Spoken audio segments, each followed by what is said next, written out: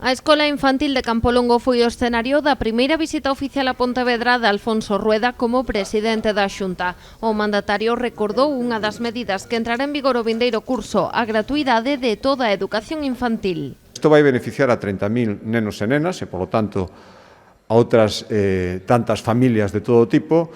Supón un investimento importante, un esforzo, cando este plenamente desplegado, insisto, no curso que ven serán 50 millóns de euros e un aforro medio por familia que está en torno aos 1.500, entre 1.500 e 2.000 euros. A medida afectará a todo tipo de centros, sexan públicos privados de xestión municipal ou de iniciativa social, facendo de Galicia a primeira autonomía na que a educación infantil será totalmente gratuita en todos os centros. Seguimos dando pasos que son absolutamente pioneiros.